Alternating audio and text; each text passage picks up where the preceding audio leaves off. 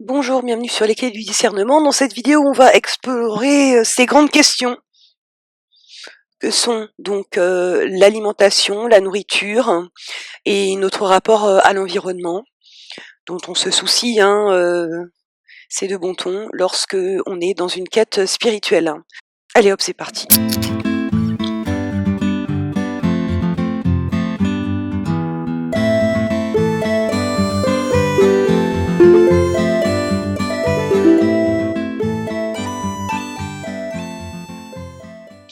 Alors, cette vidéo fait partie de plein de petits bouts de vidéos que j'ai extraites d'anciennes vidéos déjà postées, parce que lorsque je commence à aborder un sujet, vu que tout s'empile, etc., je finis par, à un moment donné, lorsque je trouve qu'une vidéo est trop longue, par retirer des thèmes en me disant ben, je referai une autre vidéo sur un thème particulier, parce que sinon là ça va faire trop long. Alors, cette question de la nourriture et de la pollution environnementale, j'avais commencé en fait à la traiter pendant que je préparais la vidéo sur les faux prophètes masculins New Age 3.0. Je précise pour les premiers auditeurs que je ne suis pas chrétienne, et des bouts de vérité se cachent un petit peu partout et ont été systématiquement détournés. Mais donc le verset de l'évangile de Marc 7,15 me paraît tout à fait juste, et qui dit « Il n'est hors de l'homme rien qui, entrant en lui, puisse le souiller, mais ce qui sort de l'homme, c'est ce qui le souille. » La parole, les mots, ont beaucoup plus de pouvoir de destruction que la nourriture qu'on ingère. Alors, en cherchant cette référence-là, j'ai mal lu, j'ai cru qu'il s'agissait de Matthieu 7,15. Mais alors, Matthieu 7,15, c'est très intéressant aussi. Vous allez voir, on est en plein dans le thème de la vidéo. Ce verset s'intitule « Les faux prophètes ». Méfiez-vous des faux prophètes qui viennent à vous déguisés en brebis, mais au-dedans sont des loups rapaces. C'est à leurs fruits que vous les reconnaîtrez. Cueille-t-on des raisins sur des épines, ou des figues sur des chardons? Ainsi, tout arbre bon produit de bons fruits, tandis que l'arbre gâté produit de mauvais fruits. Un bon arbre ne peut porter de mauvais fruits, ni un arbre gâté porter de bons fruits. Tout arbre qui ne donne pas un bon fruit, on le coupe, et on le jette au feu. Ainsi donc, c'est à leurs fruits que vous les reconnaîtrez. Donc ça, je l'avais enregistré sur la vidéo, donc les faux prophètes masculins, et puis j'ai choisi de le retirer parce que j'avais déjà une vidéo trop longue. Mais donc si on applique cette réflexion à ce qui est mentionné dans cette vidéo concernant que ce soit les maîtres yogis dans le yoga ou dans le bouddhisme, des gens comme Sogyal Rinpoche, eh bien on est fondé à se poser quelques questions sur ces systèmes de croyances, que ce soit l'hindouisme, le bouddhisme, le taoïsme, le confucianisme, qui semblent produire quand même de bien mauvais fruits. Alors, quant au rapport entre spiritualité et donc ce que je vais appeler le mythe de la pureté alimentaire, pour l'auditorat qui me suit depuis un moment, vous avez compris que je ne suis pas une masturbatrice intellectuelle qui vous parle de sujets qui ne m'ont jamais concernée, juste pour pouvoir briller en société. Je vous parle de sujets que je connais très bien parce qu'ils font partie de mon vécu. Alors concernant la nourriture, c'est très simple. Je n'ai pas mangé de viande de l'âge de 0 jusqu'à 7 ans. Ma mère m'a allaitée au sein, ce qui était déjà très rare pour les personnes de ma génération, et comme mon père était un végétarien convaincu, donc j'ai été végétarienne finalement pendant une bonne partie de ma phase de croissance. Je suis donc particulièrement bien placée pour parler de ces sujets, d'autant que j'ai été coincée entre un père tyran domestique qui arrivait de se faire moine bouddhiste, mais finalement il l'a jamais fait, et un oncle végétalien. Alors du coup, ils s'entendaient pas du tout sur le sujet, et déjà ils se fightaient entre eux, mon père végétarien et l'oncle végétalien.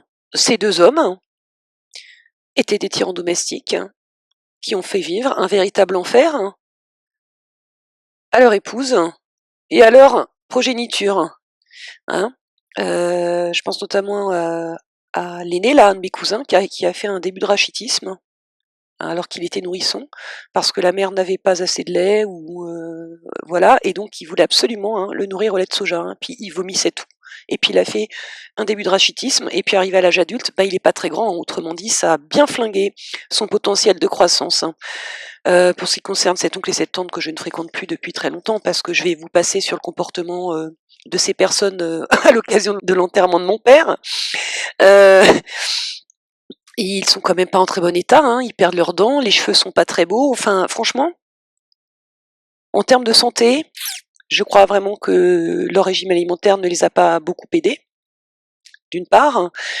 Quant à leur vertu, leur qualité, hein, euh, en termes d'attitude et de comportement, bien que très intéressée par les sciences occultes, etc., je n'ai pas, non, je ne perçois aucune spiritualité authentique, digne de ce nom, qui puisse m'intéresser chez ces personnes. Bon, donc vous imaginez bien mon état d'esprit lorsque j'ai vu se pointer à la vitesse grand V, hein, dans les années 2000, tout ce courant vegan, antispéciste, poussé comme des champignons partout, des magasins spécialisés dans l'alimentation biologique, hein, et tout un tas de personnes, généralement bien imprégnées de pensée New Age, qui venaient m'expliquer à nouveau ce qu'est une alimentation saine, hein. J'avais déjà de quoi sourire intérieurement, parce que il me semblait très clairement avoir affaire à du végétalisme repackagé en mode 21e siècle. Bah, j'avais beau leur formuler comme ça, tel que je vous le dis, non, non, il fallait quand même toujours, hein, qu'ils aient des choses à dire pour me convertir, moi, pauvre petite brebis égarée. Déjà, de toute façon, les catégories de personnes qui font ça appartiennent déjà à des catégories sociales assez identifiées, hein. Soit c'est des bobos, des gens qui ont quand même vraiment les moyens de mettre de la thune dans leur alimentation. Ils vivent en ville, hein. C'est quand même l'antispécisme, une théorie urbaine, hein, de gens nostalgiques, hein, qui romantisent la vie à la campagne. Alors pour avoir fait le grand saut et la transition, j'ai quand même deux trois trucs, hein, je pense, à leur apprendre, hein, et je vous mets en description une brochure qui traite très bien de ce sujet d'ailleurs, hein, le véganisme, une mode pour temps de crise, hein. Donc dans tous ces courants, c'est très présent évidemment la question alimentaire dans le New Age et tous les courants spirituels, hein. Ça, je veux dire que bon, c'est quand même très rare de trouver des personnes qui vous parlent de spiritualité sans qu'il y ait un petit onglet sur l'alimentation, le véganisme, sur leur site web ou dans leur discours. Donc je pense qu'il faille se droguer et n'avoir aucune attention à son alimentation, etc. Je ne pense pas non plus que focaliser totalement son attention uniquement là-dessus permette de conquérir à tous les coups son propre soi divin. Il y en a plein, hein, des gourous du New Age 2.0, 3.0, qui ont une hygiène alimentaire irréprochable, végétarien, vegan, je ne sais pas, ils ne fument pas, ils ne boivent pas d'alcool, etc., et qui sont totalement dans l'erreur d'un point de vue spirituel. Ils sont câblés sur la hiérarchie spirituelle mensongère, hein. Ou alors le ils couchent avec leurs adeptes, hein. Donc ils peuvent peut-être avoir une hygiène alimentaire irréprochable, mais sur d'autres plans, l'hygiène n'est pas au point. Donc c'est pas ça, hein, la spiritualité. D'une façon générale, hein, si notre attention par rapport à la spiritualité est tout le temps finalement orientée vers l'extérieur, hein, sur dans la d'une manière unidirectionnelle, extérieur-intérieur, et jamais sur juste l'immobilité de sa propre intériorité et puis l'autre sens, hein, c'est-à-dire l'autre mouvement intérieur, extérieur. Qu'est-ce que je motive en tant qu'être souverain, souveraine, créatrice, hein, depuis mon intériorité vers l'extérieur. Je pense qu'on fait fausse route. Il s'agit d'une demi-spiritualité. Du coup, on va se nourrir de demi-vérité et on est de toute manière dans l'erreur. Hein, du simple fait que notre attention est orientée comme ça de manière unidirectionnelle. Ça veut dire qu'on est dans une disposition de pensée magique, qu'on va un jour trouver la potion magique, qu'on va pouvoir absorber, et hop, d'un claquement de doigts, ça y est, on va être réveillé, notre spiritualité va s'ouvrir, etc. C'est être dans ce type d'attente, dans ce genre d'attente. Et personnellement, je pense que c'est pas la bonne disposition intérieure en termes d'attention et d'intention. En fin de compte, c'est le chemin de moindre effort. J'ai qu'à juste faire attention à ce que je mange, tout ça, juste avoir une attention externe, interne, et ça y est, je suis dans la spiritualité. Donc c'est exactement pareil que le principe de je m'achète un ticket dans un canot de sauvetage, quoi. Je ne crois pas que ça fonctionne comme ça. La spiritualité, hein, dans le sens de manifester son esprit dans cette matière. Et je ferai une vidéo prochainement entre la manière dont je vois cette animation entre la verticalité et l'horizontalité. Donc manifestement, nourriture et spiritualité n'entretiennent pas les liens si étroits que l'idéologie New Age veut bien nous faire croire. Hein. Et je ne pense pas que chercher une quelconque pureté dans l'alimentation ait grand-chose à voir avec une véritable spiritualité. D'ailleurs, je vais me hasarder à donner ma propre définition de ce qu'est une spiritualité véritable, authentique. C'est la qualité d'attention que l'on se porte déjà à soi-même et que l'on porte aux autres, à ses semblables, et que l'on met en œuvre dans la vie quotidienne, dans nos relations interpersonnelles. Donc c'est une qualité d'attention et d'intention, les deux choses étant liées. Et pour que le processus soit sain, à mon sens, c'est toujours bidirectionnel, ça interagit dans toutes les directions et dimensions horizontales, et dans toutes les dimensions verticales aussi. Et finalement, on est dans le positionnement juste, quand l'intention est vide, qu'on est juste dans une attention en fait multifocale de tout ce qui se passe, tout ce qui est en train de se dérouler dans le présent, aussi bien à l'intérieur de soi qu'à l'extérieur de soi.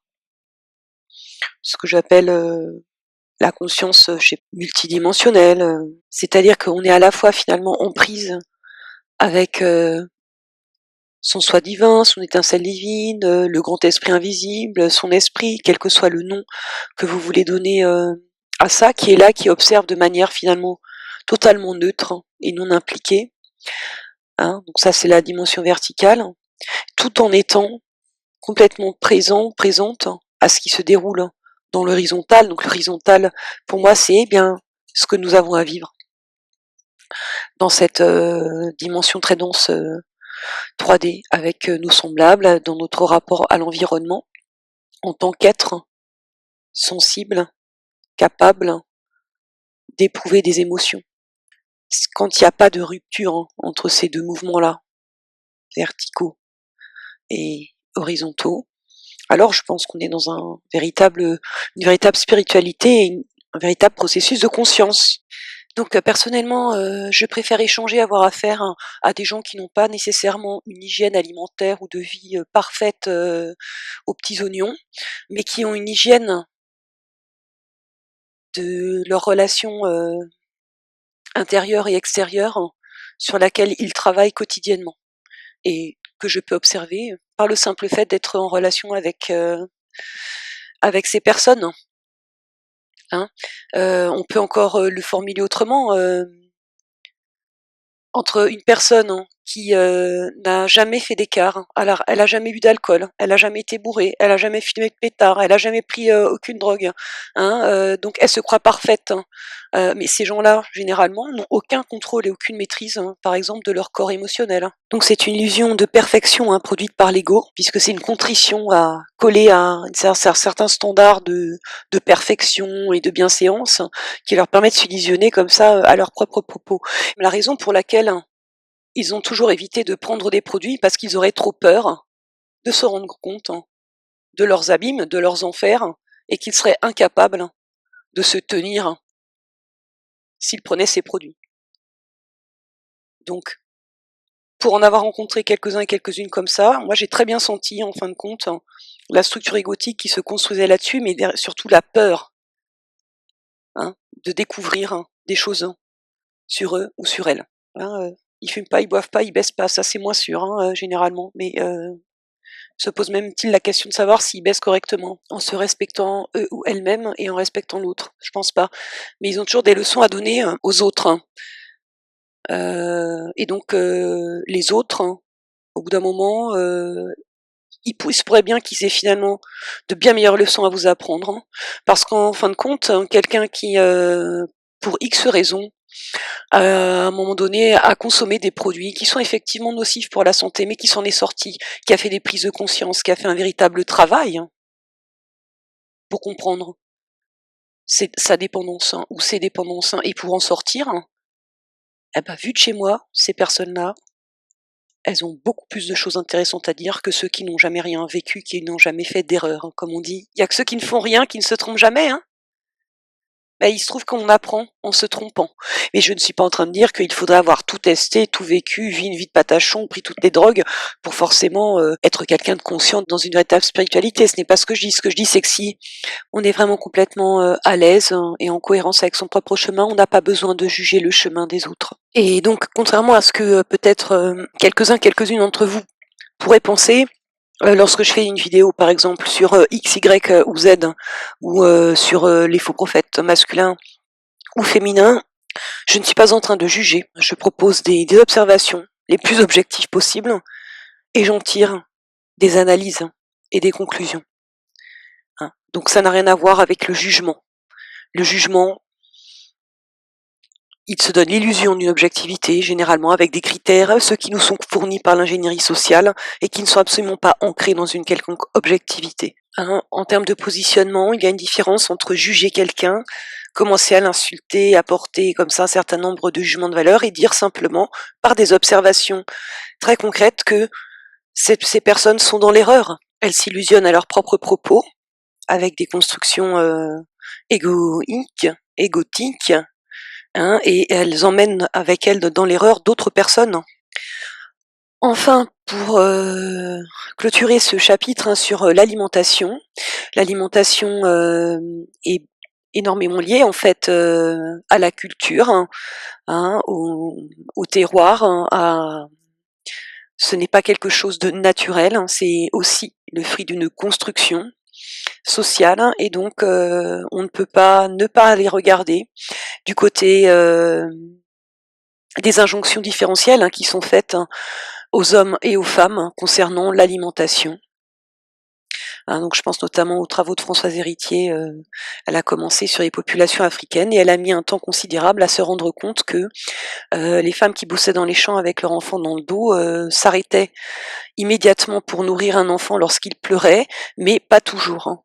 Elle a mis beaucoup de temps à le remarquer, et lorsqu'elle s'est aperçue de ce comportement différentiel des femmes par rapport à l'enfant qui pleure, pourquoi dans certains cas elle s'arrête séance tenante pour alimenter l'enfant et pourquoi dans d'autres cas elle laisse pleurer l'enfant, eh bien la seule explication c'est la différence de sexe entre les enfants.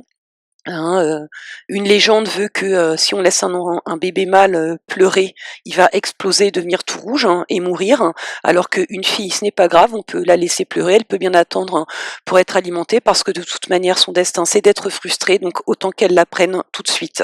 Pourquoi y a-t-il un tel taux de mortalité en couche dans ces populations? Parce que les femmes sont mal nourries et sous-nourries, elles n'ont pas accès à la viande. Il y a un phénomène de domination alimentaire des hommes sur les femmes et sur les enfants. Et ce phénomène-là existe toujours.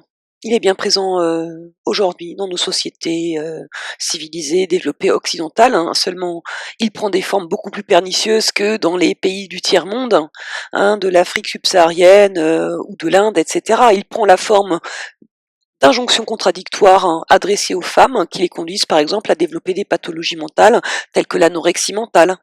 Donc cette domination alimentaire, quelle que soit la forme qu'elle prenne, que ce soit d'une manière explicite dans les pays où le patriarcat est encore très manifeste et très institué dans les structures sociales, ou de manière beaucoup plus pernicieuse sous nos latitudes, perdure depuis plusieurs millénaires et a fabriqué ce dimorphisme sexuel de taille entre les femmes et les hommes de cette planète.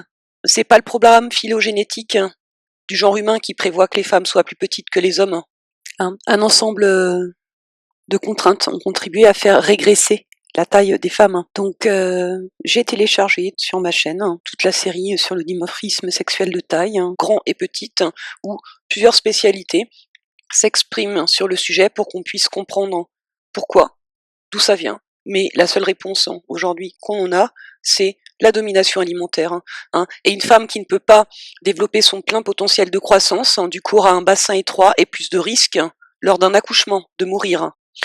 Donc par rapport à cette construction, par les injonctions sociales, cette construction du corps à l'âge adulte, je vous mets également en description un lien sur quelques articles concernant la tradition de gavage des jeunes filles dans les populations nomades, notamment en Mauritanie. Les filles sont gavées littéralement comme des oies dans le but de les rendre obèses à l'âge adulte le plus tôt possible, de manière à ce qu'elles ne puissent pas bouger et qu'elles soient totalement à disposition de l'époux qu'on leur aura choisi. Donc c'est une stratégie alimentaire qui vise à immobiliser physiquement les femmes. Elles sont immobiles sous la tente, elles ont plein de petites servantes qui, elles, sont sous-nourries et très maigres pour vaquer à toutes les occupations. Mais celle qui doit se reproduire, du coup, si elle peut pas bouger, au moins, du coup, son mari, il est sûr que les enfants lui appartiennent bien à lui. Autrement dit, c'est une stratégie, on pourrait appeler ça la ceinture de chasteté à la sauce ou à la mode mauritanienne. Et ça a toujours cours au moment où je vous parle, même si c'est en régression, parce que bien évidemment, l'agenda du nouvel ordre mondial avançant, maintenant, cette population-là aussi se retrouve avec les critères et les stéréotypes de beauté occidentaux. Donc voilà, l'alimentation, encore un sujet qui n'est pas neutre vis-à-vis du genre. Et donc, quand on explore cette question suffisamment profondément, on peut émettre des doutes sur le fait qu'on puisse réellement connaître finalement le régime alimentaire le plus approprié pour les femmes sur cette planète. En tout cas, j'invite les femmes à y réfléchir à 2 fois avant de se lancer à corps perdu dans des régimes alimentaires ou des exigences alimentaires quelles qu'elles soient. Prenez bien le temps de vous poser la question de savoir à quel besoin finalement cette recherche répond en vous. Est-ce que c'est vraiment quelque chose qui vous appartient à vous et donc du coup qui vous convient à vous? Donc concernant l'alimentation, il y a effectivement des grandes lignes. L'excès en tout nuit, mais le manque et la carence en certaines choses sont tout aussi nuisibles. Sur cette question-là de la viande, ce qu'on constate aujourd'hui sur la planète, c'est que ce sont métaboliquement les gens qui en ont le moins besoin qui en mangent le plus, c'est-à-dire les hommes adultes. Et quand on connaît le métabolisme humain d'une façon générale, les individus qui ont le plus besoin de manger de la viande sont les enfants en croissance et les femmes menstruées.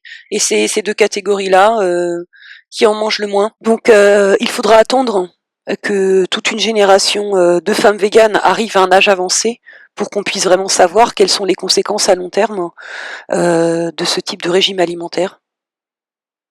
De la même manière que l'ostéoporose, on ne peut l'observer finalement que parce que toute une génération de femmes qui ont vécu les privations d'après-guerre, les grossesses pendant la Seconde Guerre mondiale arrivent à un âge assez avancé pour qu'on voit l'effet que ça a fait sur leur squelette, d'avoir dû subir de telles contraintes dans leur existence, de donner la vie dans des situations d'extrême privation alimentaire. Voilà, si on veut être objectif scientifiquement, attendons de voir dans la durée, sur toute une cohorte de gens, ce que peut produire le régime vegan.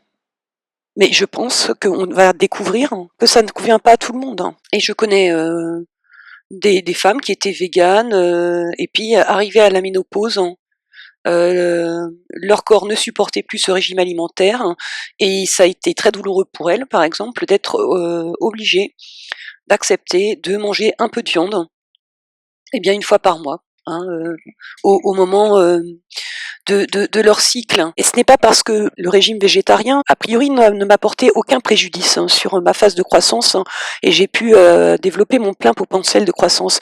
Mais ça ne veut pas dire pour autant que ce régime-là, il est forcément bon pour tout le monde, sous toutes les latitudes.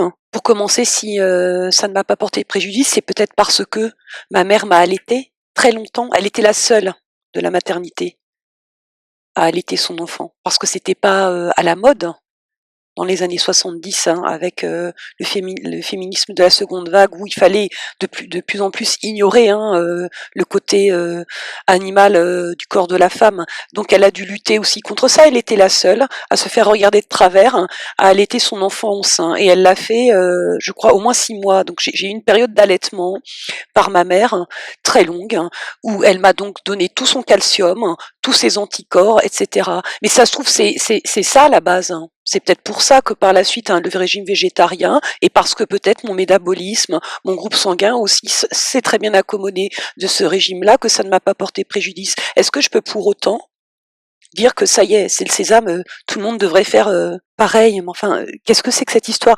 Les mécanismes d'absorption par la paroi intestinale, c'est quelque chose de très complexe, hein, c'est même impliqué dans l'autisme a priori, hein.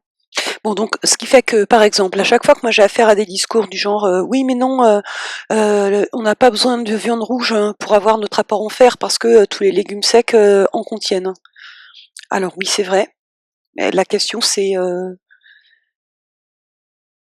est-ce que les gens sont au courant que, en fonction de comment sont combinés en fait, hein, les oligo-éléments avec l'alimentation, la forme elle est plus ou moins assimilable ou pas, métabolisable par le corps, hein. Autrement dit, il suffit pas de dire ah, je vais bouffer plein de trucs parce que ça contient tel élément. Ouais, il est possible que tel élément, tu vas le retrouver dans tes excréments en fait, parce que vu comment il est combiné, il ne traverse pas ta paroi intestinale, hein. Donc tout le business notamment, hein, des compléments alimentaires, etc., où, parce qu'on ne mange pas l'aliment brut, hein, dont notre corps a besoin, alors on va les prendre. euh, une surdose en gélules et en capsules, hein, qu'on aura acheté bien cher. Et si ça se trouve, la manière dont est composé le produit n'est même pas assimilable par notre paroi intestinale. Et sur ce sujet, je vous mets en description un excellent site que j'ai découvert en faisant des recherches sur le sujet. C'est le site de Julien Vénesson, qui est très sérieux sur les sujets qu'il traite. Il y a une autre manière, hein, de voir aussi les choses, hein. Je sais plus ça, parce que c'est un sujet au long cours, hein, j'ai pas mal cogité dessus, hein, mais qui consiste en fait à étudier la dentition d'une espèce, hein, pour euh, en déduire son régime alimentaire. Ouais, j'ai ajouté ma propre réflexion. Regardons bien ce qui se passe dans le règne mammifère, hein. Les herbivores, hein, sont des animaux plus volumineux que les carnivores. Vous l'aviez remarqué ça ou pas? Ils ont besoin de 2 estomacs aussi, hein, pour pouvoir extraire, hein, ce dont ils ont besoin. Il y a plusieurs cycles de digestion, hein. Ils ont un cycle de digestion lente, là où le carnivore a un cycle de digestion très court. C'est la raison pour laquelle ils n'ont pas le même volume corporel, parce que l'appareil digestif du carnivore est plus court, plus efficace. Bon, et ben maintenant, alors plaçons l'homme au milieu de tout ça. Bah, il se trouve entre les deux. Et sa dentition correspond effectivement à un omnivore. Nous ne sommes ni des herbivores, ni des carnivores. Nous sommes des omnivores. Cela dit, notre dentition avec beaucoup de molaires, etc., semble indiquer que on est plutôt prévu pour manger quand même plus d'aliments végétaux que d'aliments carnés.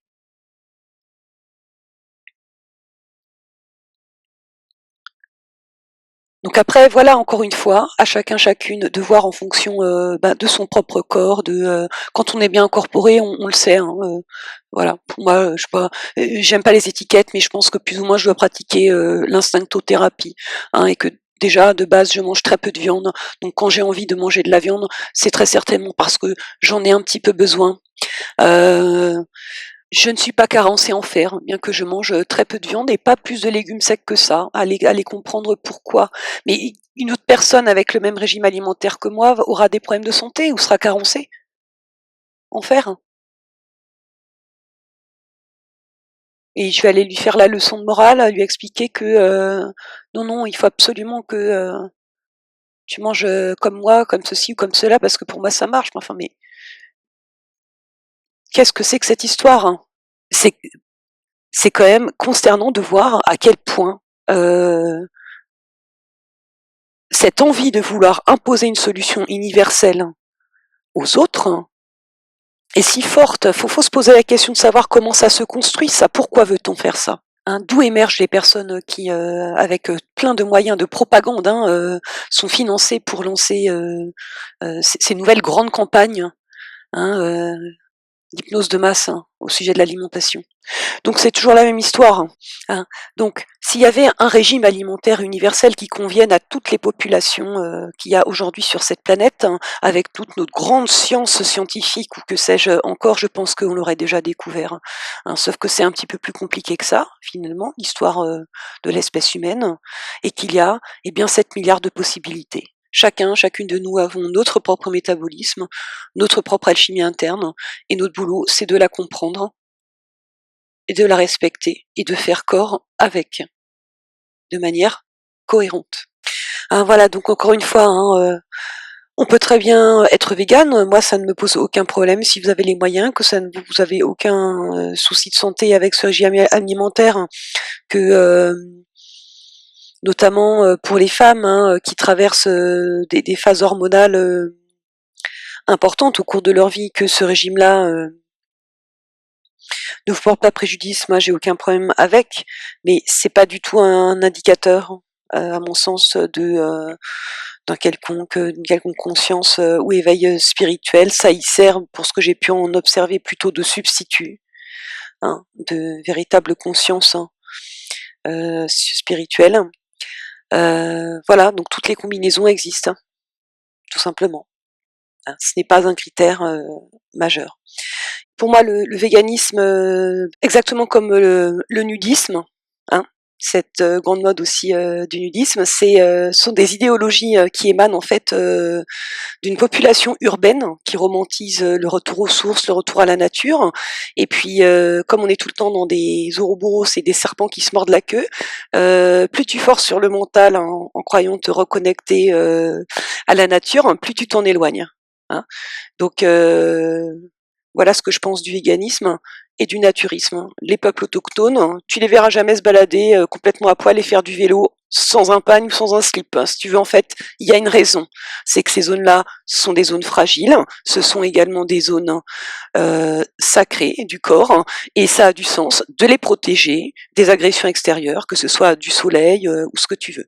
Voilà, donc c'est totalement stupide le naturisme, hein, et le véganisme érigé en idéologie qui voudrait faire rentrer tous les corps, hein, humains dans cette grille, c'est aussi absurde de mon point de vue. Et alors, s'il faut pousser donc jusqu'à l'antispécisme, hein, c'est pas exactement pareil, mais cette idée donc il faut s'interdire toute forme d'exploitation animale. Donc c'est-à-dire on supprime tous les produits laitiers. On supprime aussi du coup, je suppose, qu'il ne faut plus porter de vêtements en laine non plus, parce que c'est une exploitation animale d'élever des moutons pour tondre leur laine. Donc si on pousse l'idée jusqu'au bout, cette idéologie-là va complètement dans le sens, encore une fois, de l'agenda du nouvel ordre mondial et transhumaniste, parce que il va bien falloir, pour ce qui est juste du vêtement, hein, remplacer tout ce qu'avant on utilisait des matières animales, il va falloir les remplacer par d'autres choses, hein. Et on ne va pas avec des fibres végétales forcément toujours pouvoir avoir la même qualité de protection par rapport au froid, aux intempéries, qu'avec de la laine ou du cuir. Je pense surtout pour les chaussures, hein, quand je parle du cuir. par exemple. Ou les ceintures, un certain nombre comme ça de produits où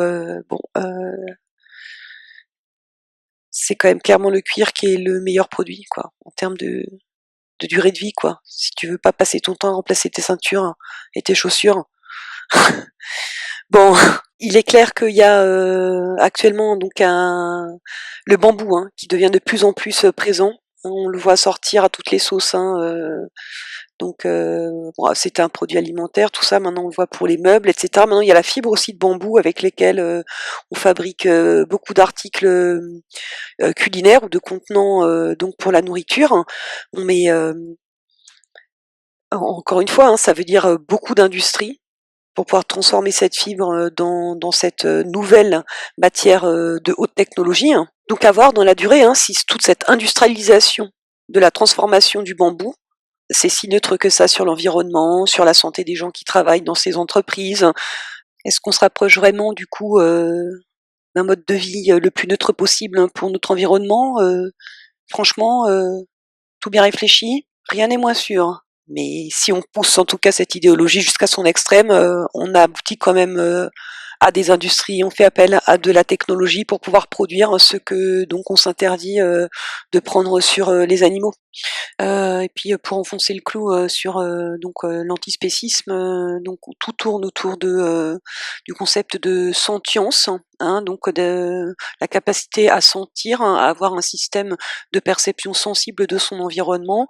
On nous explique donc que c'est uniquement donc pour les animaux que ça marche. Malheureusement, il y a l'intelligence des arbres qui est sortie en 2017, mais bien avant cela, il y avait des études qui paraissaient régulièrement dans certaines revues scientifiques qui nous expliquaient que le règne végétal aussi dispose finalement des 5 sens. Hein, ce qui m'a le plus marqué dans ce documentaire, c'est le réseau internet dont dispose une forêt, au moyen en fait des champignons, des mycoplasmes qui sont dans les couches d'humus et qui permettent en fait aux arbres de proche en proche de communiquer entre eux. Alors je me demande comment ils vont s'en sortir avec cette nouvelle information et cette nouvelle conscience pour leur régime alimentaire. Les véganes et antispécistes. On pourrait avoir plein d'autres arguments, tels que, ok, imaginons demain tous véganes. Ben, ça va nous poser un sérieux problème. De toute façon, déjà, les animaux d'élevage qui sont en élevage intensif, si demain on les relâche, la plupart d'entre eux ne seront pas capables de survivre dans un environnement naturel. Ils vont mourir d'une manière ou d'une autre.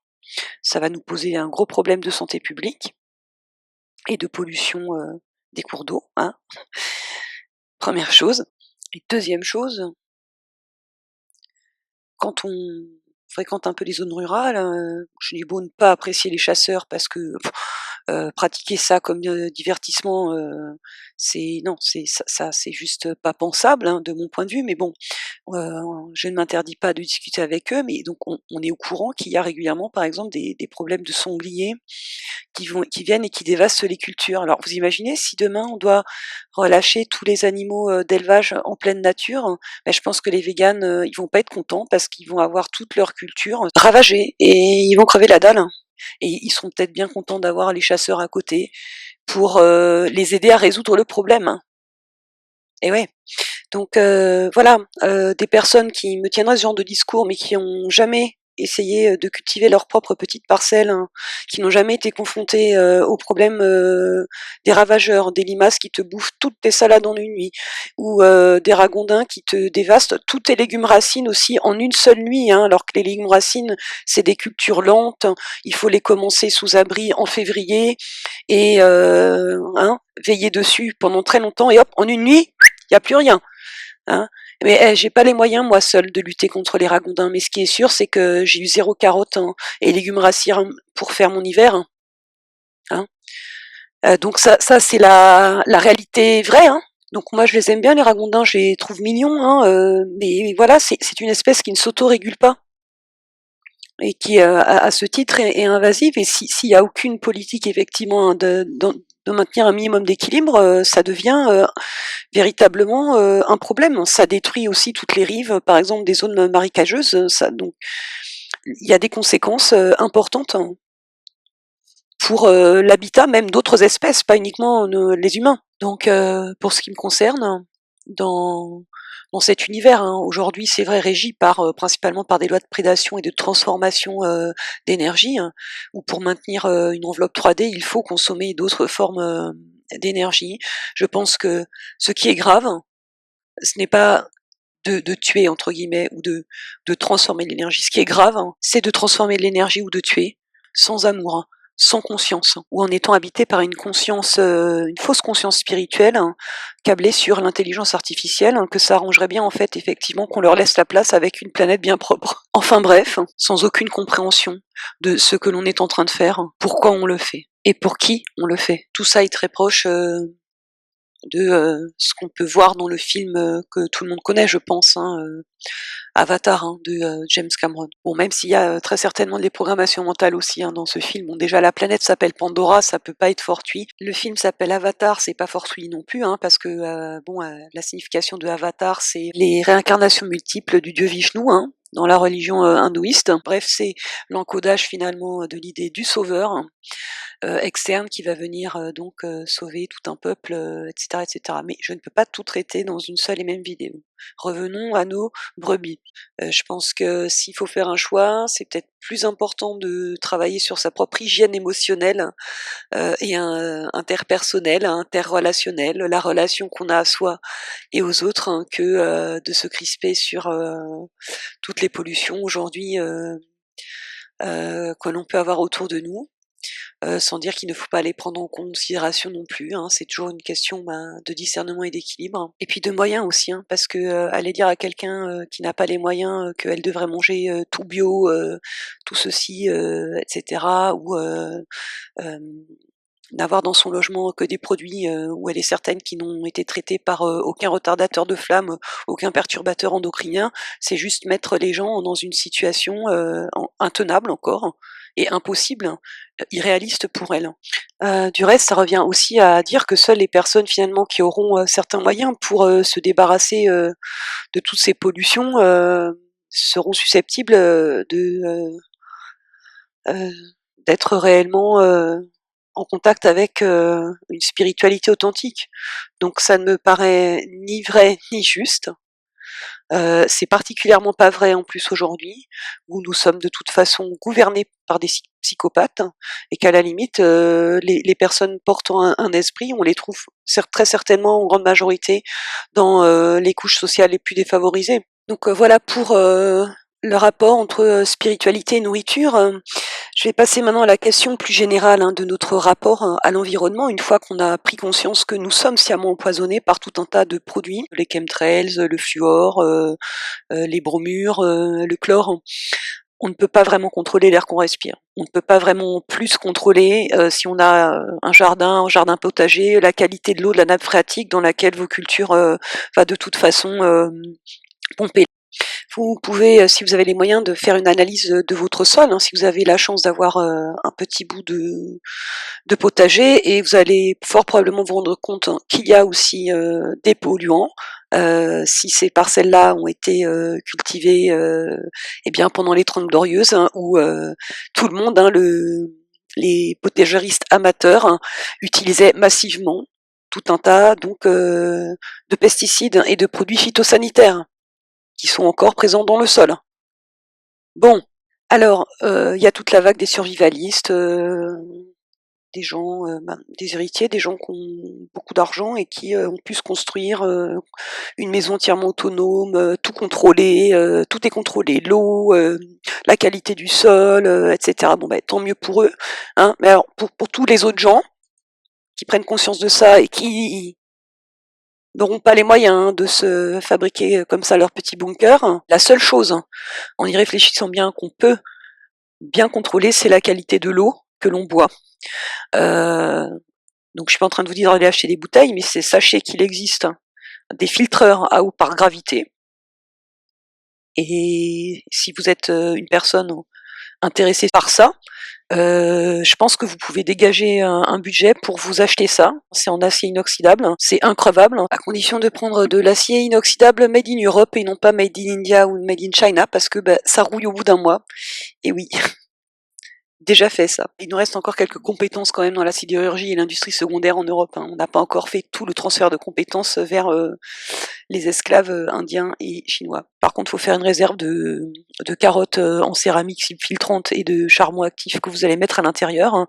Et ça, vous pouvez le trimballer partout. Vous pourrez avoir de l'eau potable dans n'importe quelle situation. En tout cas, on peut faire ça avec les cartouches noires Berkey.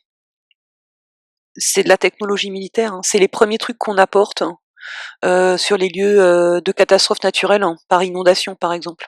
Et c'est bizarre, on nous demande jamais vraiment, je crois, aux infos. Mais c'est un des premiers équipements qui est apporté aux populations locales pour qu'elles puissent avoir de l'eau potable. Et histoire d'enfoncer le clou à ce sujet, hein, encore une fois, sans dire qu'il ne faut pas prêter attention à toutes ces pollutions. Bien évidemment que non. Il faut en avoir conscience, ça fait partie de la quête de vérité. Mais nous ne sommes pas égaux, hein, au sujet de la santé et de la pollution par rapport à toutes ces substances et ces molécules chimiques, artificielles ou même aux substances naturelles, quoi. On n'a pas tous, par exemple, la même fragilité par rapport à la nicotine, par rapport à l'alcool, par rapport au cannabis. Mais c'est pareil, hein, pour les molécules de synthèse. Il y a des personnes qui souffrent de la maladie des morgellons, elles ont été exposées de la même manière que beaucoup d'autres, hein, et tout le monde n'a pas encore cette maladie. Mais ça ne veut pas dire qu'il ne faut pas se préoccuper des personnes qui ont des morgellons.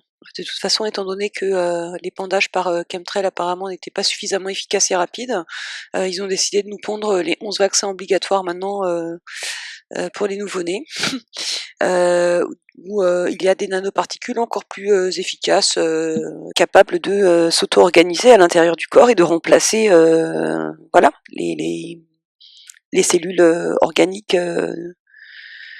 d'origine, hein. Bon. Et puis alors par rapport au tabac, justement, quand on a conscience qu'on ne peut pas contrôler la pollution de l'air, hein, qui contiennent toutes ces chemtrails, toutes ces nanoparticules, etc., je vous signale quand même que du coup, il se pourrait bien que les fumeurs ou fumeuses soient en quelque sorte protégés du simple fait qu'elles fument et que donc certaines de ces particules-là ne pourront pas pénétrer par les poumons dans le sang. Donc je suis pas en train de vous dire de vous mettre à fumer, c'est pas ça non plus. Mais c'est toujours la même question du discernement, hein. À un moment donné, vu ce qui se passe de toute manière autour de nous, soit il faudra tous vivre dans des bunkers avec des voiles aussi pour nous protéger des ondes, hein, avec toutes les villes connectées, etc. Soit il faudra, pour celles et ceux qui n'ont pas les moyens, trouver d'autres solutions. Alors, par rapport d'ailleurs à l'électrosensibilité, pour l'avoir finalement expérimenté moi-même fin novembre avec ce qui s'est passé, hein, vu que j'ai été ciblée avec certaines armes à énergie dirigée, j'ai constaté deux choses, hein. Première chose, c'est que dès que je rentrais en contact, hein, avec un autre être humain qui pouvait m'entendre simplement, entendre ce que j'avais à dire, à lui confier de ce que j'étais en train de vivre, hein, et m'aider, immédiatement l'effet de ce ciblage diminuait et était annulé. Donc ça m'a fait penser aux filaments intermédiaires entre les cellules eucaryotes, hein, des cellules vivantes d'un même corps. La cellule est autonome, mais elle peut survivre seule un certain temps, mais elle a besoin de développer des contacts, hein, avec d'autres cellules saines pour pouvoir mieux survivre, hein, et se protéger. Et à partir du moment où des contacts étroits se nouent entre donc des personnes humaines saines, bien que étant ciblées, bien que étant hautement interférées, empêchées d'entrer en contact les unes avec les autres, hein, si elles maintiennent leur volonté et leur effort, en analysant ensemble ce qui se passe, hein, ce qui leur arrive, eh bien, ça finit par se calmer, par s'arrêter, hein. C'est-à-dire, par exemple, les harcèlements téléphoniques que un certain nombre d'auditeurs ou auditrices ont subi à un moment donné sur qu'elles consultaient un peu trop souvent ma chaîne se sont arrêtés. Moi, de mon côté, j'ai une paix royale également depuis le mois de janvier. Enfin voilà, il y a un stade qui a été passé. Donc, cela m'amène à dire non, je ne suis pas en train de dire que les armes, toutes ces armes-là, hyper nocive n'existe pas, que on ne devrait pas s'en soucier.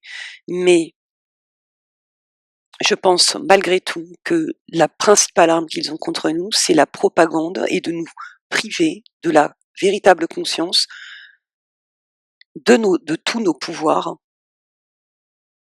manifestés dans ce monde, y compris dans la matière, et qu'à la limite, si j'étais eux, effectivement, je renforcerais la propagande par la divulgation contrôlée sur des nouvelles armes et le niveau de nocivité, et on va rien pouvoir faire, et c'est vraiment affreux ce qui nous arrive, etc. C'est une guerre psychologique. Si on va là-dedans, effectivement, on a perdu d'avance. Si on pense que on ne peut pas lutter contre les nanotechnologies autrement qu'avec d'autres technologies, qu'on ne peut pas lutter contre toutes ces armes et toutes ces techniques invasives, hein, pour prendre le contrôle de nos corps organiques, de notre conscience organique, ne devrait se décliner qu'avec en employant également des moyens technologiques de protection. Et si développer notre souveraineté individuelle et notre spiritualité et les liens les uns avec les autres, c'était pas ça la clé, la vraie clé. Et je pense que aussi dans les stratégies d'interférence que l'on rencontre, on voit bien que ce qu'ils cherchent, hein, c'est à isoler, à laisser les personnes qui ont le plus de potentiel de conscience isolées. Et surtout tout le temps encadrés, envahis, cernés, cerclés par des portails organiques ou des humains totalement sous contrôle mental qui leur pourrissent l'existence, hein, qui leur vampirisent leur énergie, de sorte que chaque personne comme ça finit progressivement par perdre pied dans cette réalité. Hein, je pense que la stratégie majeure qu'ils ont, c'est celle-là, mais que si on était tous très conscients à se reconnecter, à se voir et à faire corps sain ensemble, euh, je pense c'est game over pour eux. Et non, je pense pas qu'ils viendront nous exterminer, parce qu'ils ont bien trop besoin de notre énergie pour bouffer et se nourrir. Bon, donc ce que j'ai expérimenté, c'est que ces armes-là, à énergie dirigée, non, ne pénètrent pas dans les champs subtils d'une personne souveraine, activement engagée dans cette guerre spirituelle, hein, à affirmer sa souveraineté. Et ça m'a également été confirmé d'ailleurs par Lauda Leon, avec qui je suis également en contact par mail.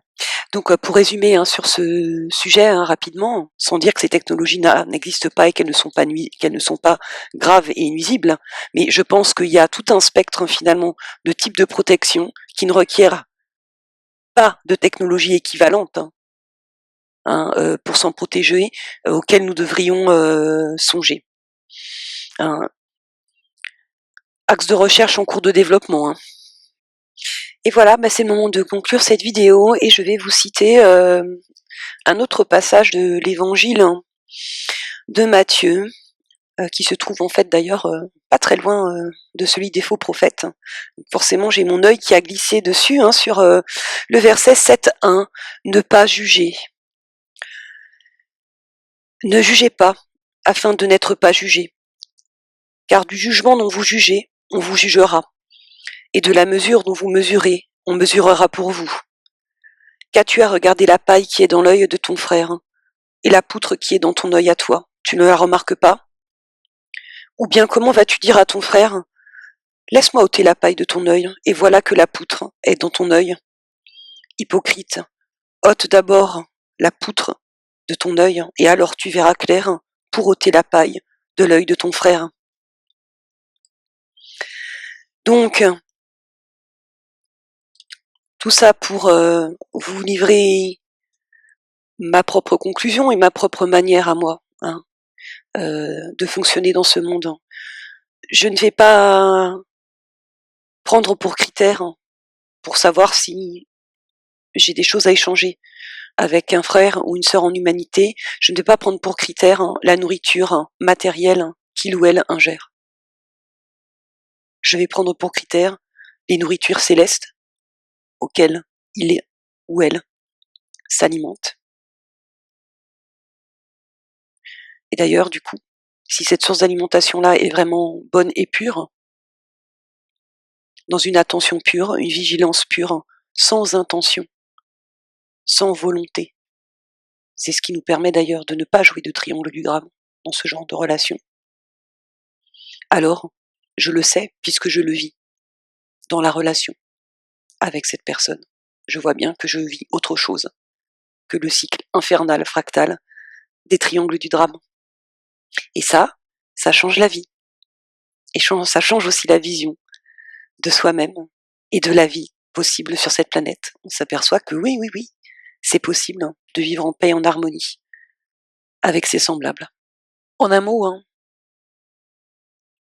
je pense qu'il n'y a qu'une seule drogue dure, la plus dure de toutes les drogues, ici, c'est l'ego et le jeu qu'il veut sans cesse jouer dans le triangle du drame, et qui pousse la plupart des gens, du coup, dans toujours une quête de sauveur externe ou de recettes à l'extérieur d'eux-mêmes, pour échapper à la machine des réincarnations, se sauver. Forcément, il doit bien y avoir un ou une grande sage sur cette planète actuellement incarnée qui détient la recette. Mais je pense que tant qu'on est dans ce genre-là de recherche et d'attention, je pense qu'on est complètement à côté du véritable travail sur soi, sur sa propre souveraineté individuelle en action, en manifestation dans la vie quotidienne, parce que c'est par cette vie quotidienne-là et la qualité des rapports interpersonnels, la qualité d'attention qu'on y met, que le monde y change, que les parasites astraux ils dégagent et qu'ils arrêtent de venir vous envahir et polluer votre existence. C'est la seule recette qui marche, c'est celle de la souveraineté individuelle. Voilà, à bientôt pour plein de nouvelles vidéos.